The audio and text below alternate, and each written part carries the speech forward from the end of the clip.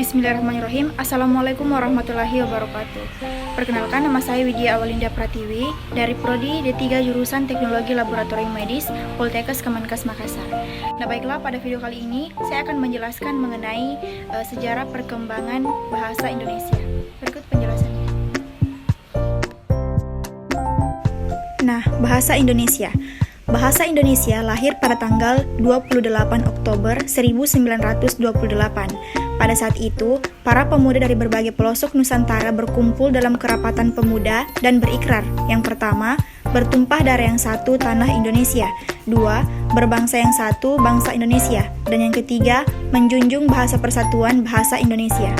Ikrar kemudian dikenal dengan nama Sumpah Pemuda. Unsur yang ketiga dari Sumpah Pemuda merupakan pernyataan tekad bahwa bahasa Indonesia merupakan bahasa persatuan bangsa Indonesia. Pada tahun 1928 itulah bahasa Indonesia dikukuhkan kedudukannya sebagai bahasa nasional. Bahasa Indonesia dinyatakan kedudukannya sebagai bahasa negara pada tanggal 18 Agustus 1945 karena pada saat itu Undang-Undang Dasar 1945 disahkan sebagai Undang-Undang Dasar Negara Republik Indonesia. Dalam Undang-Undang Dasar 1945 disebutkan bahwa bahasa negara ialah bahasa Indonesia, bab 15 pasal 36. Keputusan Kongres Bahasa Indonesia II tahun 1954 di Medan antara lain menyatakan bahwa bahasa Indonesia berasal dari bahasa Melayu.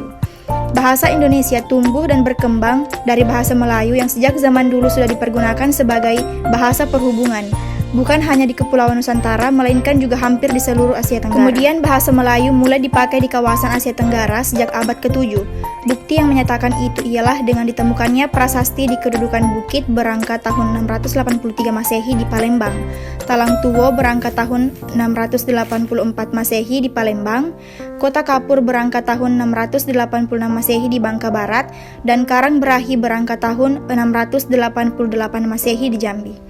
Prasasti itu bertuliskan huruf Pranagari berbahasa Melayu kuna.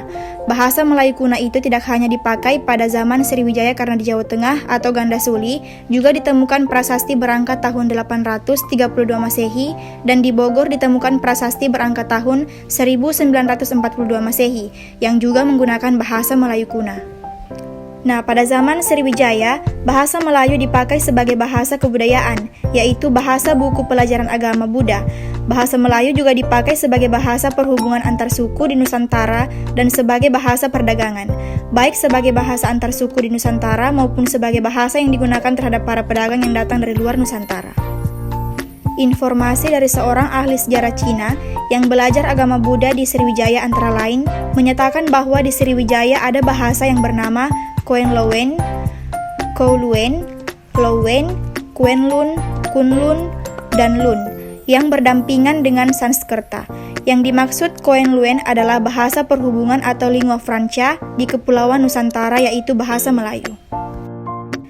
Perkembangan dan pertumbuhan bahasa Melayu tampak makin jelas dari peninggalan kerajaan Islam, baik yang berupa batu tertulis, seperti tulisan pada batu nisan di Minye-Tujoh, Aceh, berangkat tahun 1380 Masehi, maupun hasil susastra atau abad ke-16 dan ke-17 seperti Syair Hamzah, Fansuri, Hikayat Raja-Raja Pasai, Sejarah Melayu, Tajus Salatin, dan Bustanus Salatin.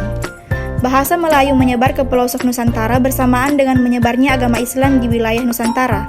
Bahasa Melayu mudah diterima oleh masyarakat Nusantara sebagai bahasa perhubungan antar pulau, antar suku, antar pedagang, antar bangsa, dan antar kerajaan karena bahasa Melayu tidak mengenal tingkat tutur.